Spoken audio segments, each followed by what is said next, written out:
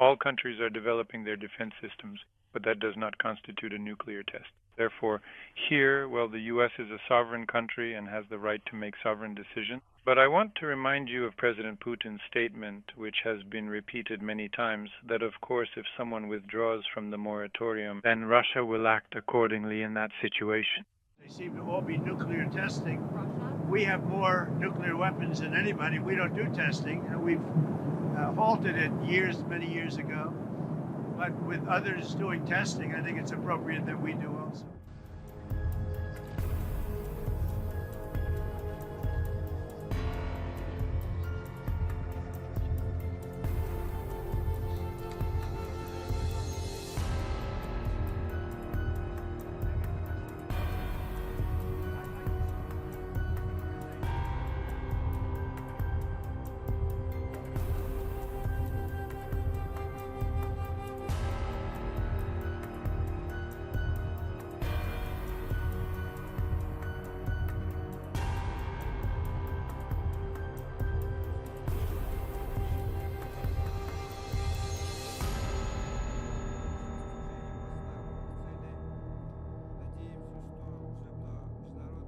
Why did the president go into detail about the new weapon yesterday when speaking to wounded soldiers from the special military operation in a military hospital instead of, say, at a government meeting, a Security Council session, or at a command post like he did on Sunday?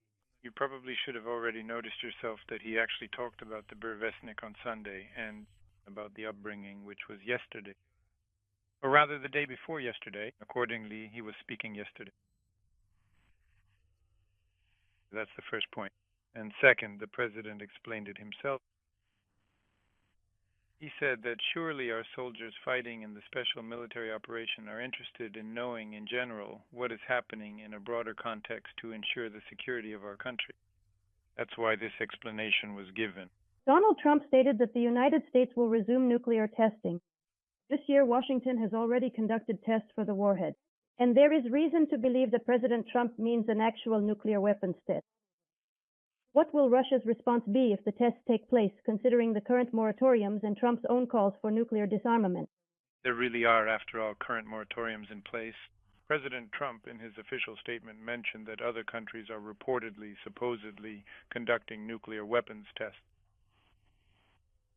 Until now, we were not aware that anyone was conducting such tests. And if in some way the testing of the Burevestnik is what is meant,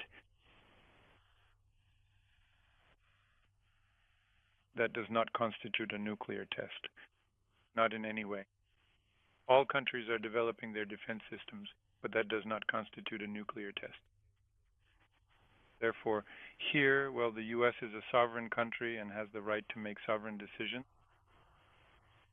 but I want to remind you of President Putin's statement, which has been repeated many times, that of course if someone withdraws from the moratorium, then Russia will act accordingly in that situation.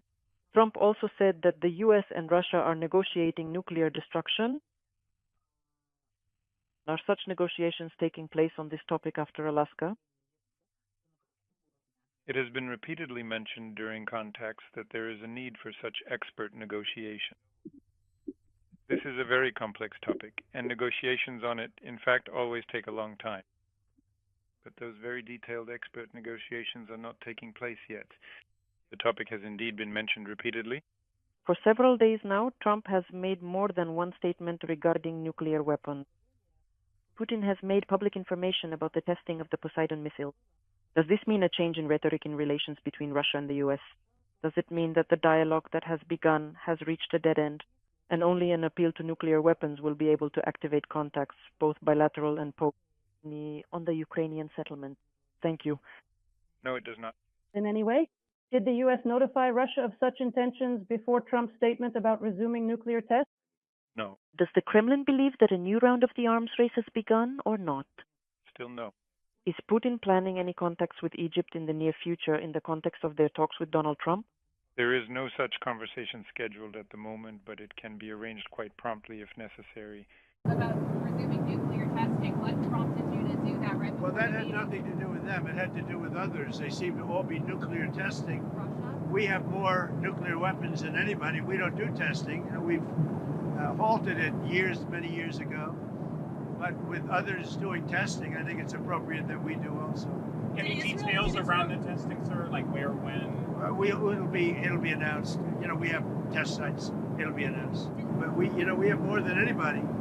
But I see them testing. I say, well, if they're going to testing us, we have to test. I'd like to see a denuclearization because we have so many, and Russia has so. Russia's second, and China's third, and China will catch up within 4 or 5 years. I think de-escalation would be, they would call it denuclearization, would be a tremendous thing. And it's something, we are actually talking to Russia about that, and China would be added to that if we do something.